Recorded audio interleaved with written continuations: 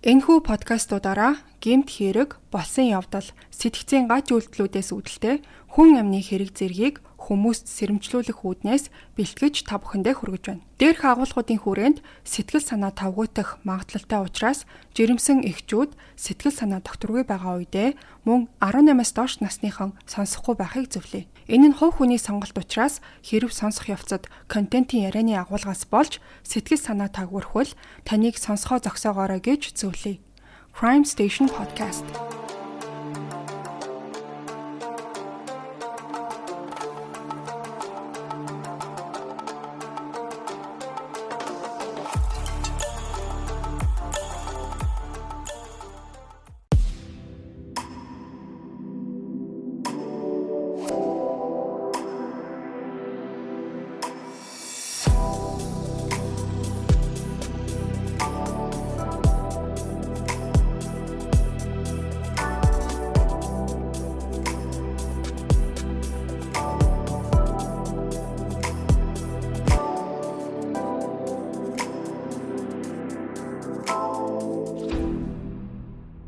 Heath Ledger гэх жүжигчин Холливуудын үсэн дэвжиж байгаа гайхалтай авьяас чадвартай иршүүд дүр төрхөөрөө олонний анхаарлыг татдаг байсан гэдгийг бид бүхэн мэднэ.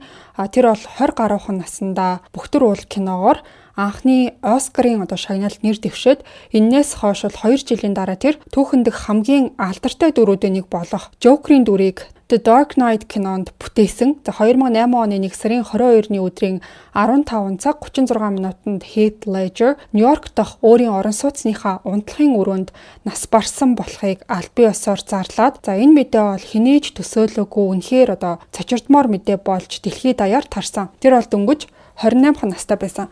Ер нь бол амьдралынхаа бас карьерийнхаа эд үе дээрээ явж исэн асар их авьяастай жүжигчин гэгдэж ирээдүйд нь улам их амжилт улам сайхан ирээдүй байгаа гэдгийг тодорхой болчихсон байсан. Түүний цогцсыг задлан шинжилгээнд оруулсан бэлээ. Тэгээ шүүх эмнэлгийн шинжээчдийн үтснээр эм хэтрүүлж хэрэглэсний улмаас нас барсан гэж дүгнсэн байдаг. Гэхдээ энэ нь золгүй осол байсан уу эсвэл тэр өөрийнхөө амийг хөнөөснө үү гэсэн асуулт одоо хүртэл хүмүүсийн дунд яригцаар байдаг. Heath Ledger тухайн үед мансууруулах бодисын хэрэглээтэйгээ тэмцэж хувийн амьдрал нь ч гэсэн асуудалтай болсон байсан. Joker-ийн дүрийг бүтээснээсээ болоод сэтгэл зүйн хүнд дарамттай тулгарсан гэж олон хүн үздэг. Шүүх эмнэлэг болон хууль зүйн ангаах ухааны олон улсад хүлээн зөвшөөрөгдсөн мэргэжилтэн доктор Jason Payne James энэ хэргийн талаар юу гэж ярьсан тухай өнөөдрийн дугаараар хүргэх болно. Энэ хүн бол Их Британий гэмт хэрэгтэй тэмцээх агентлаг, Лондонгийн Metropolitan цагдаагийн газар болон Америк нэгдсэн улс Их Британий засгийн газрын ажлын хэсгүүдэд зөвлөхөөр ажиллаж байсан туршлагатай дуйлантай гэмт хэрэгүүд дээр шинжээчийн үүднээс мэдүүлэг өгч ийсэн хүн байгаа. Түүний ярьснаар бол би Heath Ledger-ийн задлан шинжилгээний талаар олон нийтэд ил болсон бүх материалыг судалж үзсэн. Тэрэн дээр нь түүний амьдралын хэв маягийн талаарх тодорхой мэдээллүүд харагдчихсэн. Түүнийг яагаад ийм залуугаараа нас барсныг тодруулахад энэ бүхэн тусална гэж найдаж гин гэсэн байсан. 2008 оны 1 сарын 19-нд Лондон хотод нас барахаасаа 3 хоногийн өмнө Heath Ledger хамгийн сүүлд ажиллаж байсан киноныхоо зураг авалтын талбай дээр байсан. Тэр үеэр нь The Imaginarium of Dr. Parnassus гэдэг кинонд Тони гэх нууцлаг дүрийг бүтээж исэн юм байна. Холливуудад тоглосон 15 дахь кинонд байсан. Биеийн хувьд бол хөдөлгөөнтэй бас хүч шаардсан жүжиглэлтээрээ тэр бол алдартай байсан. Сүүлийн хэдэн сарын турш маш хүнд хуваарьтай ажиллаад бараг амралтгүй явсан болохоор нэлээд ядарсан байсан ч гэсэн үхэлд хүрэхээр хэмжээний ямар нэг тодорхой шалтгаан огт ил харагдахгүй байсан. Австралид төрж өссөн Heath Ledger анх жүжигчний карьераа эхлэхдээ олонний анхааралд өртөхийн тулд багагүй хугацааг зарцуулсан. Home and Away гэдэг телевизийн олон ангит кинонд тоглоод тэр киноноос давгүй сайн туршлага хуримтлуулж чадсан. 1997 онд 18 настайдаа тэр кино жүжигчин болохоор шийдээд азаа үзэхийн тулд Холливуудыг зорьсон юм байна. Энэ нь бол мэдээж маш том эрсдэл байсан. Тэр бол өөрийн гэсэн зорилгоо хэдийнэ тавьсан. Телевизийн дүр ерөөсөө хүлээж авахгүй өндөр цалинтай байсан ч гэсэн татгалзнаа гэж дотроо бодож исэн. Тэр бодлооч биелүүлж чадсан. Тэгээд анх очихдоо бол бүтэхгүй нь мэддэхгүй байдлаар талаар эхлүүлээд бараг бүх мөнгөө шавхаад халаасандаа ердөөл $150-тай үлдсэн байж ах үеэрээ нэг том боломжийг олж авч чадсан. Тэр нь болохоор 10 Things I Hate About You гэдэг өсвөр насныхны инээдмийн кино байсан. За энэ киноны дүр бол түүнийг од болох боломжийг кино салбарынханд харуулж чадсан гэж үздэг. За энээс хойш бол Heath Ledger-ийн карьер маш хурдцтай өсч эхэлсэн. 21 настай байхдаа анхны хамгийн том студийн кино болох A Knight's Tale дүр бүтээгээд уудалгүй The Four Feathers гэдэг киноны гол дүрийг бүтээсэн. 25 настайдаа нөгөө алдартай Brokeback Mountain буюу Бүхтэр уул гэж монголоор орчуулагдсан байдаг киноны дүрээрээ Оскарын шилдэг эрэгтэй жүжигчний төрөлд нэр дэвшсэн. Үзсэн хүмүүс бол мэдж байгаа бах. За бэлгийн чих хандлагатайгаа тэмцэж байгаа дотоод зөрчилтэй дүрийг бол маш чадварлагаар бүтээсэн байдаг. За тэгээ энэ мэтчлэн маш залуудан алдар нэртэй болсон ч гэсэн амьдрал дээрээ тэр бол өөрөө тийм дараахан хүн байсан гэж ойр дотных нь хүмүүс дурсан ярьсан байдаг. Тэр бол өөрийнхөө тухай бараг л ярьдаггүй, харин тоглосон дөрүүдийнхээ тухай дэлгэрэнгүй ярих дуртай, бусдад үргэлж санаа тавьдаг. За өөрөө ямар байгаа талаар гэхээс илүү бусдад хүмүүс ямар байгаа талаар байнга асуудаг байсан гэж дурссан байдаг. 2007 онд нас барахаасаа ердөө хэдхэн сарын өмнө Heath Ledger кино урлагийн түүхэнд хамгийн харанхуй хар бараан дөрүүдийн нэг болох Batman-ы дайсан Joker-ийн дүрийг бүтээсэн. Joker болж жүжиглэх үеэрээ сэтгэл зүйн дагаад доройтсон гэж одоо хүртэл итгэдэг хүмүүс олон байдаг. За 2008 оны 1 сарын 19-нд Heath Ledger киноны зураг авалтын талбайд сүүлчийн үзэгдлээ бэлдээд биеэ халааж сүүлийн хэдэн 7 хоногийн турш дандаа шөнө оройн цагаар хасах хэмтэй хүүтэнд гадаа зураг авалтанд оролцчихсан байсан. За тэр дунд нь гүүрнээс нефт норсон чигээрээ дүүжлэгдэж, дээрээс нь ус асгсан тийм үзэгдлүүд ч гэсэн багтжсэн. Тэгээ энэ бүх хугацаанд нэлээд хүнд гэмээр ханиад хүрсэн байсан юм бэлээ. За ханиалах нь сүүлдээ хүндрээд халуурч исэн. Зураг авалт дуусах үеэр тэр бол томуу тусчихсан байсан. За энэ зүйл бол бидэнд маш хүнд туссан.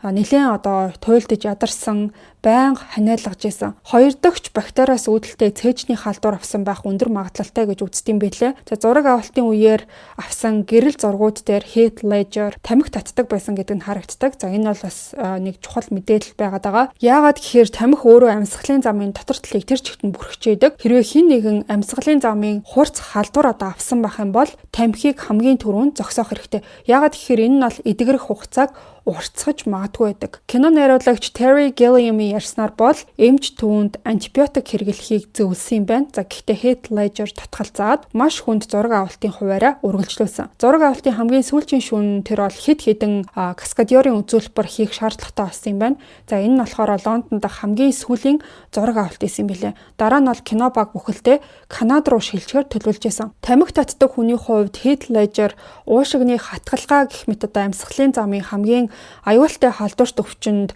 илүү өртөмтгий байсан гэсэн үг. Хэрвээ зохих ёсоор эмчлэхгүй байх юм бол амь насанд аюултай байж болдог. За тэгээ ядарч туйлдсан болохоор сүүлийн зураг авалтын маргааш өглөө нь шууд Нью-Йорк руу тэр бол ниссэн. 2008 оны 1 сарын 20-ны шөнийн 11 цаг Нью-Йорк хотод нас барахаасаа 2 хоногийн өмнө алдартнуудын цуглардаг Beatrice End явж очсон байна. За очихдоо болохоор малгайтай маск зүвцэн байсан. За Heath Ledger ер нь ингэж нүүр нүдээ халахалсан байдалтай гадуур явах нь өөр нэг бас шалтгаантай байсан юм бэлээ.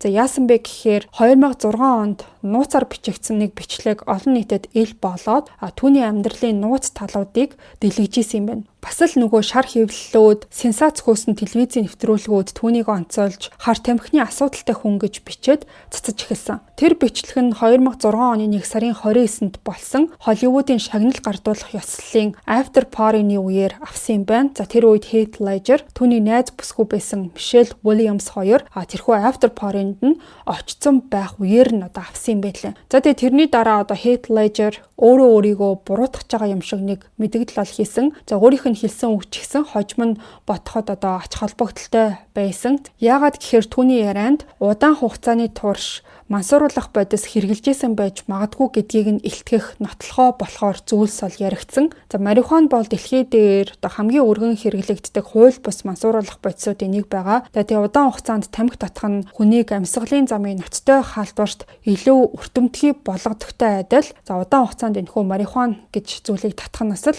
ижил нөлөөг үзүүлэх юм байна. Гэхдээ Heath одоо өөрийгөө марихуан хэрэглэхээ болсон гэж ярьдаг. За яг ямар бодис хэрэглэж байгаа нь ч яг үнэндээ бичлэгдээр бол харагддаггүй. За тэр байтугай арх ууж байгаа нь ч тодорхой харагддаггүй. Сүүлд яг илүү хүчтэй төрлийн мансууруулах бодис хэрэгжилжсэн байж магадгүй гэсэн өөр нотлохоонууд бас гарч ирсэн. За цагдаагийн тайланд дурдсанаар бол түүний цогцсны ойролцоо хар тамхи хэрэглэхэд түгээмэл ашиглагддаг хэлбэрээр юм ороочсон $20 мөнгөн дэвсгэрт байсан гэж бичигдсэн байдаг. Heath Ledger-ыг шар хэвлэл мэдээллээр янз бүрээр бичдэг байсан. За түүнийг одоо кокаинд донтсон, эмэгтэй хүн болгонтой холбогддог, гэр бүлтэйч санаа тавьдаггүй, зөвхөн өөрийгөө боддог хүн гэх мэтчлэн бичижсэнээс гадна зарим сонин хэвлэлдээр болохоор донтолт нь хяналтаас гарсан болохоор 2006 оны 3 сард алдартнуудын одоо нөхөн сэргээх эмчилгээний төв рүү хүргэгдсэн ч гэсэн өөрөө эмчилгээ хийхээс татгалцсан гэж мэдээлжсэн. Харин Heath Ledger энэ бүх цурхлыг эрс нцааж исэн. Тэгээ нөгөө $20 хуйлж ороодсон мөнгөн дэвсгэрт дээрээс бүр ямар ч төрлийн мансууруулах бодисын уулмөр илрээгүй гэдгийг шүүх эмнэлгийн toxicology шинжилгээний тайланд нь дурдсан байсан. Бас түүний цус болон биеэс авсан дээжүүдэд хууль бус мансууруулах бодис огт илрээгүй гэж бичигдсэн байдаг. Тэгэхээр яг энэхүү зарим хүний яриад байгаа шиг одоо хар тамхи хэрэгэлдэг байсан, хар тамхинд донцсон гэсэн ийм төрлийн яриануудыг одоо энэхүү тайлан бол үндсэндээ тэр чигт нь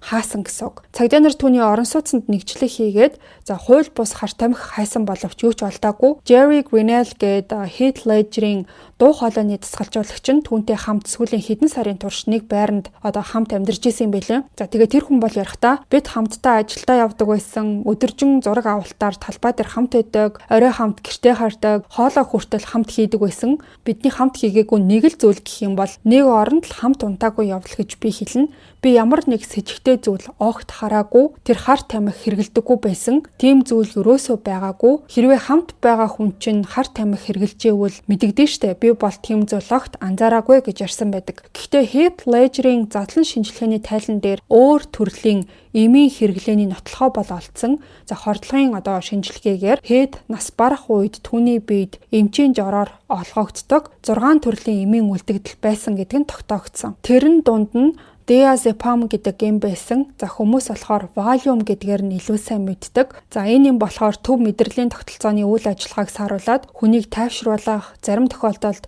таатай мэдрэмж төрүүлэх нөлөөтэй гэж үздэг. За anxiety буюу сэтгэл түгших эмгэгийн үед энэ эмийг зөвлөдөг. Ерөнхийдөө 1960 оноос хойш хамгийн өргөн түгээмэл хэрэглэгдэж байгаа эм гэж хэлж болно. За Heath Ledger-ийн хувьд сэтгэл түгших асуудал нь өсвөр насндаа Холливуудад анх хөл тавьсан үеэс эхлэлтэй байж болохын гэж үздэг. За тэр бол кино урлагийн салбарын хүсэл шаардлагуудтай өөрийнх нь үзэл одоо бодол зөрчилдөж байгааг маш хүн дээр одоо өөртөө тусгаж хүлээж авдаг байсан юм байна. Царайлаг, залуухан тэгээд өсвөр насныхны шүтэн гэсэн хэвшмэл дүрд одоо баригдахыг огт хүсдэггүй.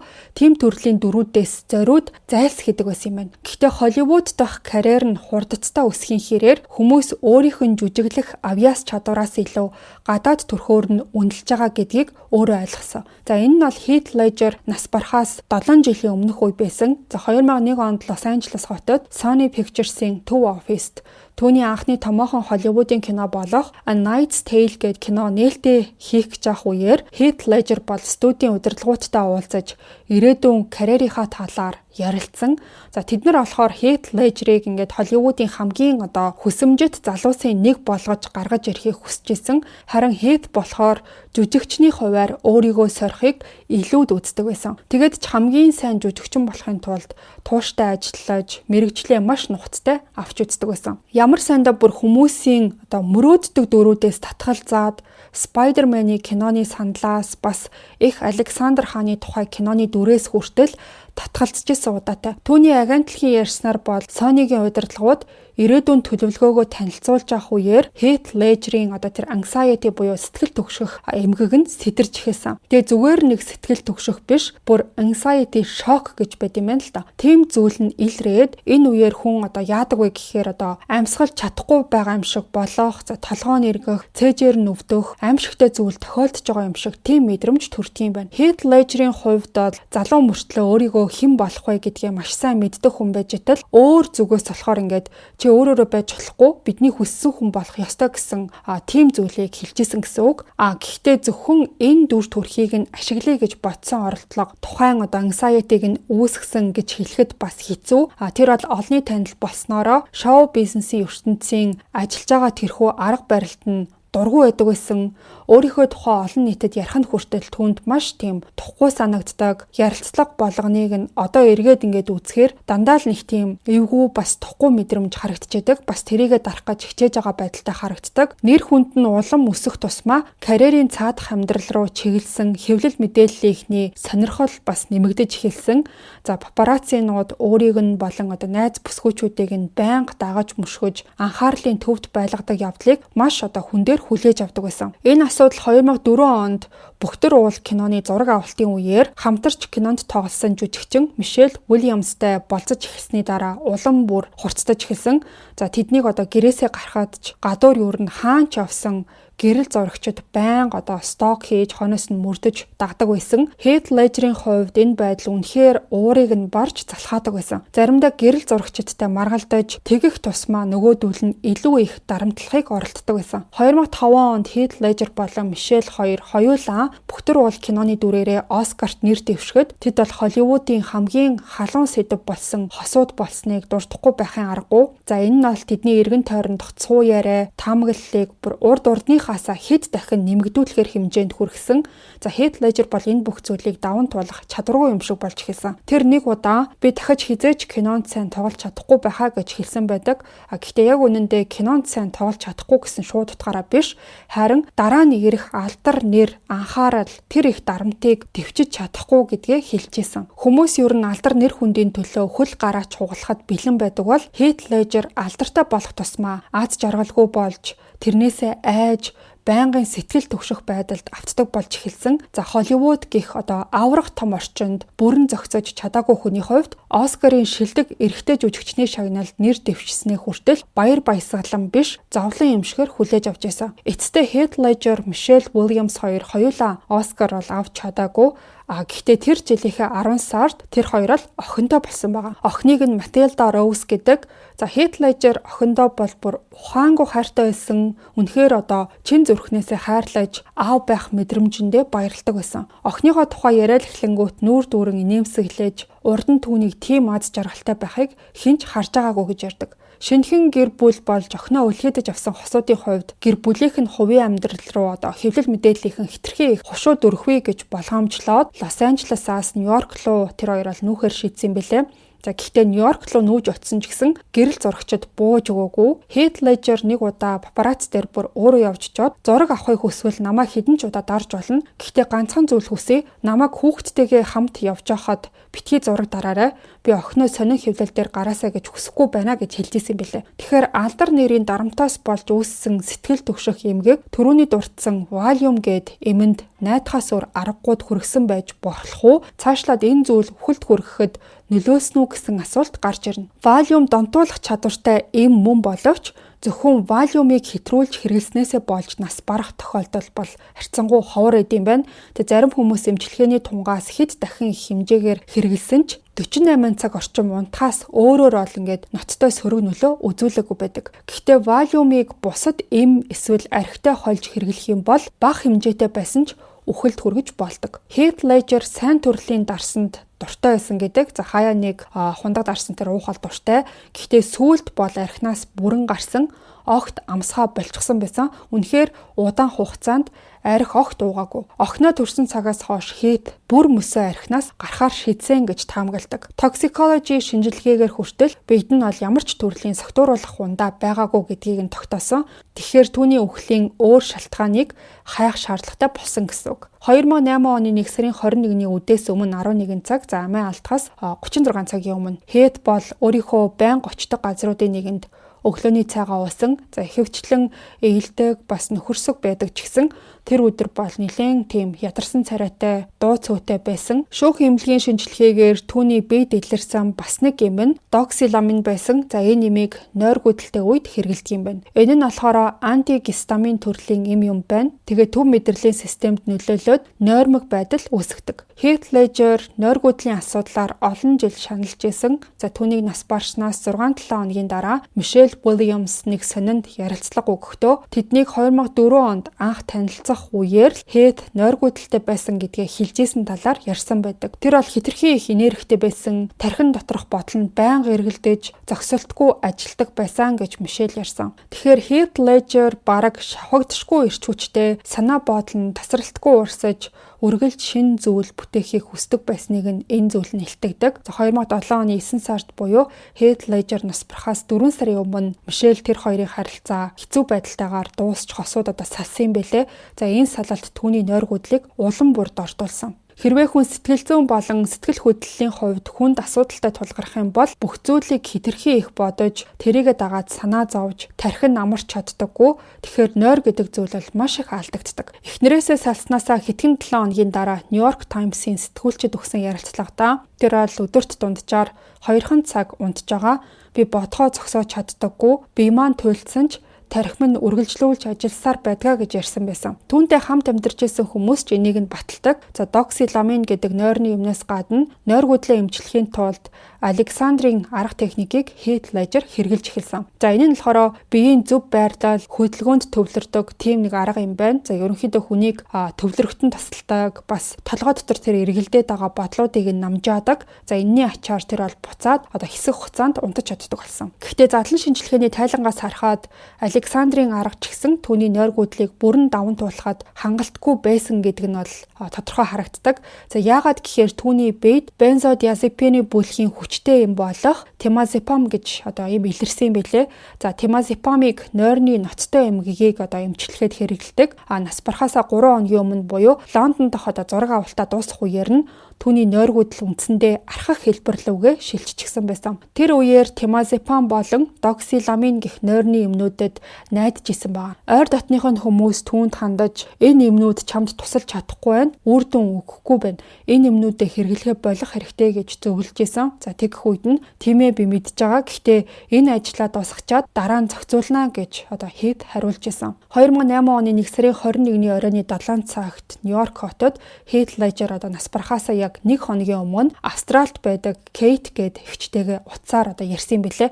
За энэ ярианы үеэр эмчийн жороор авдаг эмнүүдийн хэрэглээний талаарх асуудал сөхөгдсөн. За энэс болоод яриан ширүүсээд Kate уг нь ол хэрэгжилж байгаа эмийн тоонд нь санаа зовоод эцэстээ тимч таатай бус байдлаар яриан өндөрлсөн байдаг. За түүний биеэс ахаад нэг илэрсэн эм нь альпразолам байсан. За энэ нь бас л сэтгэл түгших эмгэгийн үед хэрэгэлдэг. Олон хүн бол Xanax гэдэг нэрээр нь мэддэг юм байсан. Гэхдээ Valium гэдэг эмийг угаасаа хэрэгэлдэг мөртлөө ахаад энэ эмийг ууж исэн гэхээр ойр дотных нь хүмүүс угаасаа санаа зовхоос өөр аргагүй байсан. Heath тэр үед бол 2 настай Матильда охинтойгоо уулзахыг маш их хүсэж исэн. Гэхдээ охин нь бол ээжтэйгээ хамт Шведэд байсан юм байлээ. Тийм байдал бол хүнийг маш их стресст оруулдаг. Бас anxiety-ийн бүр илүү их нэмэгдсэн байх магадлалтай. За хамгийн гол нь Heath, Michelle хоёр Матильдагийн асран хамгаалах эрхийн асуудлаар нэлээд хурц бас маргаантай байсан юм байна. Охиныхоо төлөө тэр бол маш их санаа зовж исэн. Амьдралынх нь ерөөсөө хамгийн хайртай хүн нь охин нь байсан. Тэгээ ирээдүйд охинтойгоо ямар харилцаатай байх болоо гэдэг дээр маш их санаа зовдог. Салалт бас охиноосоо хол байх гэдэг нойр гүйдлийг нь улам бүрд ортуулсан. Бараг төвчгийн аргагүй санагдсан байх магадлалтай. За хэргийн газрын талаарх мэдээлэлээс харахад бол түүний унтлахын өрөөнөөс Zoloft гэдэг нэртэй эм олдсон. За Америкт болохоор Zoloft гэдэг нэрээр зарагддаг энэ эм нь сэтгэл гутралын эсрэг эм юм байна. За энэ нь болохоор тархин дах сэтгэл гутралыг үүсгэдэг химийн тэнцвэргүй байдлыг хэвэн болгох зорилготой. Michelle бас Матильда охиноосоо тустай амьдрах болсон тэр цаг хугацаа Heath Ledger-ийн амьдралын хамгийн хүнд дүрүүдийн нэг болох Joker-ыг бүтээж исэн цаг хугацаатай нь давхцажсэн. Joker-ийн дүр бол түүний оюун бодолд маш хүчтэй нөлөөлсөн гэж олон хүн ярьдаг. За 2007 оны 106-7 хоногийн турш тэр бол өөрийгөө бусдаас тусгаарлаж энэ дүрийг бүтээхээр төвлөрсөн. Дүрдээ тэр бүрэн уусч тоглодог жүжигчин байсан болохоор Joker-ыг хүйтэн цустай олноор нь хүмүүсийг хөнөөдөг сэтгцийн өвчтөе алуурчнаар тэр дүрийг төгс бүтээж чадсан. Тэгэхээр дүрдээ орохын тулд тийм харгас бас хар бараан зан чанарыг өөрийн дотроос ухаж гаргаж ирж харуулж чадсан гэж бодохоор бүр маш аимшигтай санагдсан. Ер нь жүжигчин гэх мэрэгчлийг энэ хүнээр төсөөлүүлж ямар агуу юм бэ гэж бодсон. Heath Ledger бол зураг авалтын турш тэрхүү харгас дүртэйгээ хамт амьдарч дараа нь тэрнээсээ салж гарах шаардлагатай болсон. Энэ нь үнэхээр сэтгэл зүйд нь гүн нөлөөлсөн байх гэж үздэг.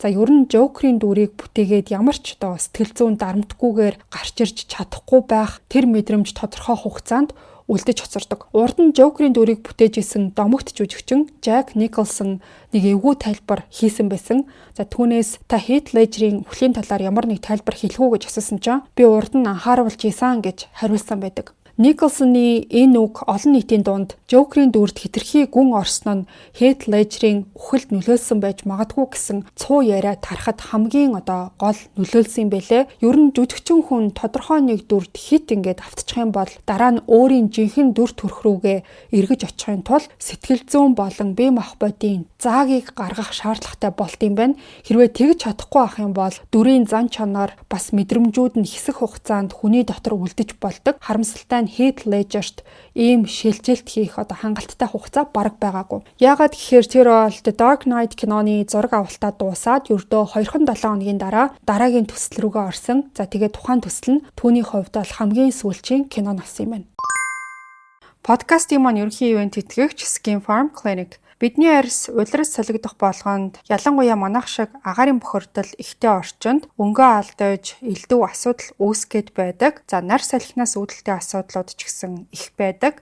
За энэ асуудлын шийдлийг Skin Farm Clinic олон үйлчлүүлэгчдийнхээ санал хүсэлт туршлага дээр үндэслээд 3 төрлийн membership хөтөлбөрийг энэ оноос санал болгож байгаа юм байна. Энгийнээр хэлэх юм бол таны арьсыг нэг удаа гой болгоод өнгөрөх биш, жилийн 4 улирал арьсны хэрэгцээ дэмжлэгээ үйлчилгээг тогтмол системтэйгээр хангах зорилготой. Завгүй явсаар агаад өөртөө анхаарал хандуулахаа мартаад эсвэл нэг дор өндөр төлбөр төлөхөөс татгалзаж арьсаа гаргуунд нь гаргах үе бишгүй тохиолддог. Харин танд хэрэгцээт эмчилгээ үйлчилгээгээ үнэтэй биш, үе шаттайгаар Skin Farm Clinic-ээс авах боломж нэгдэж байгаа юм байна. Урьдчилан мэдээлэл авах линкийг description хэсэгт оруулсан байгаа. За ингээд хэдүүлээ дугаар руугаа буцаад оръё.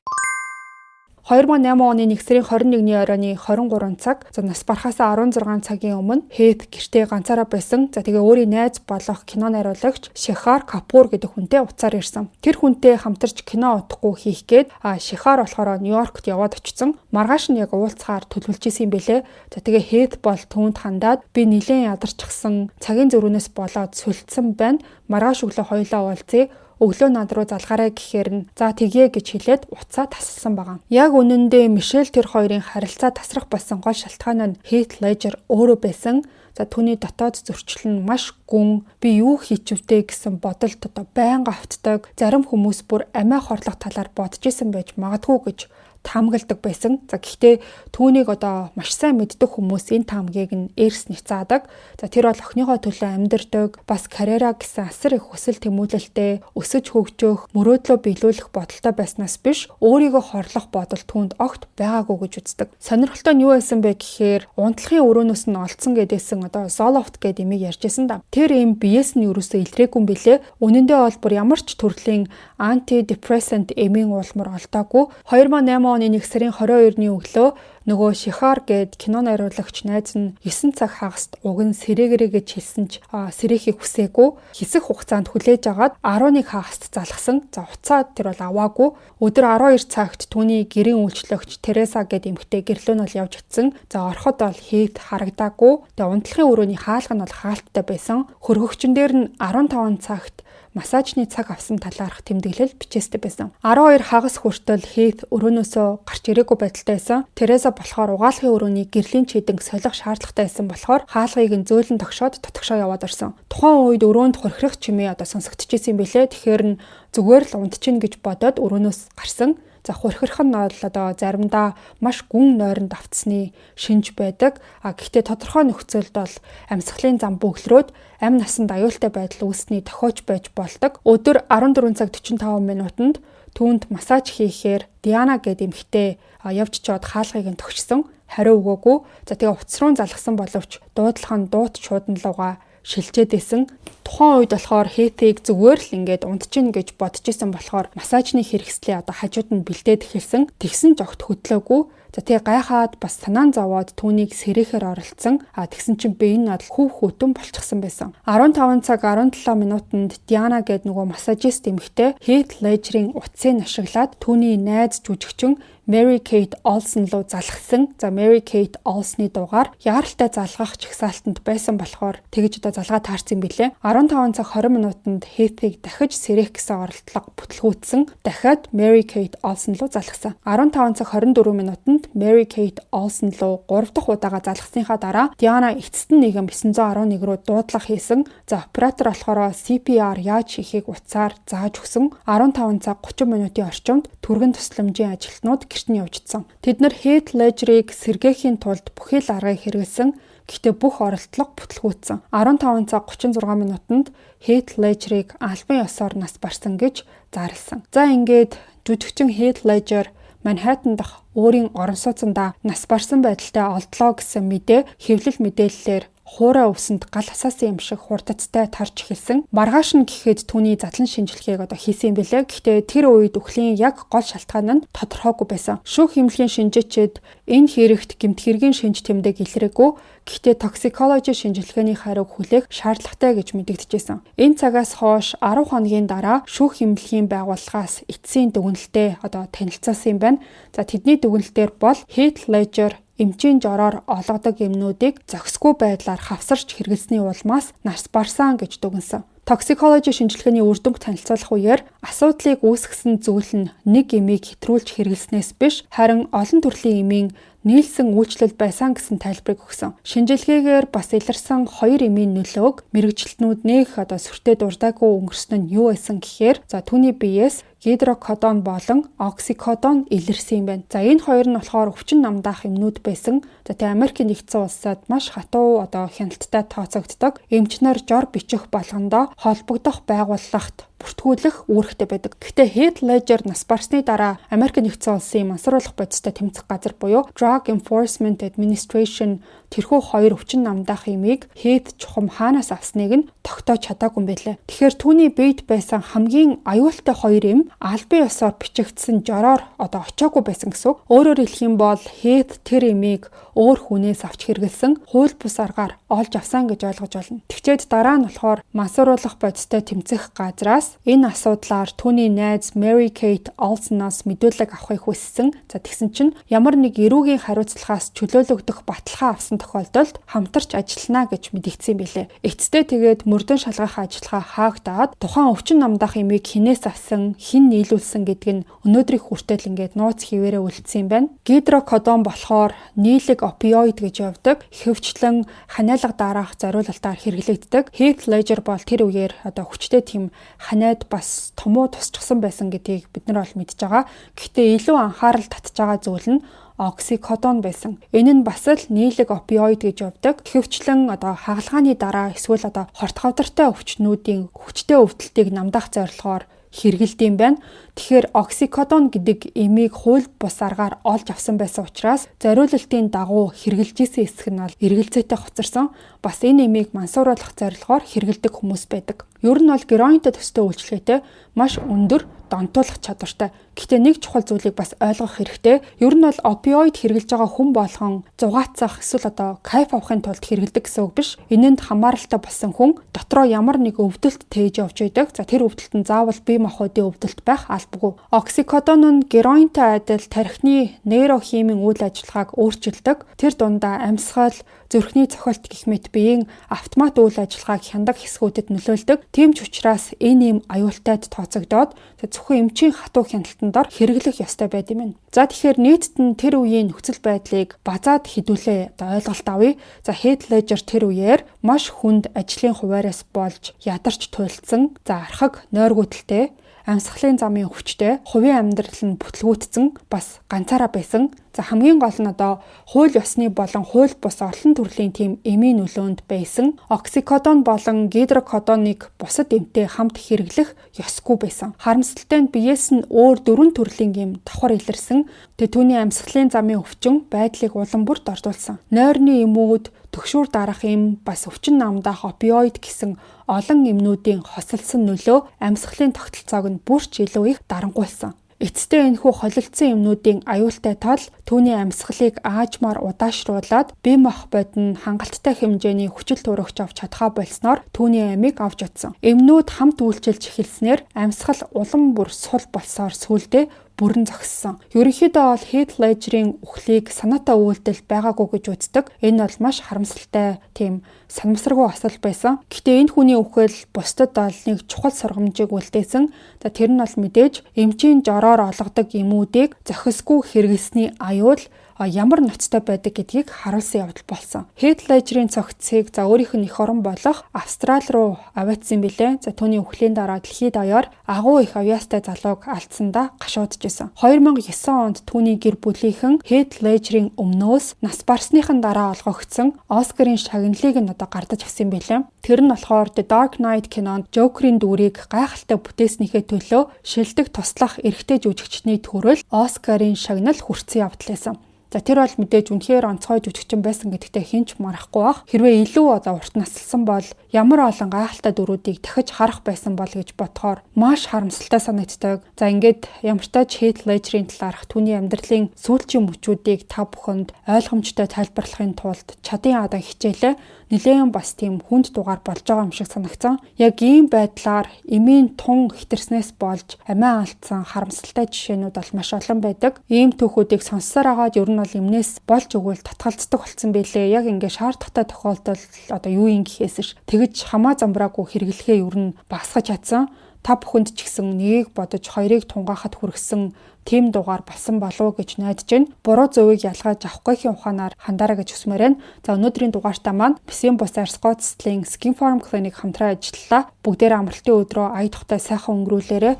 Ингээд эрх мэгмар гарагт эргээд уулзъя.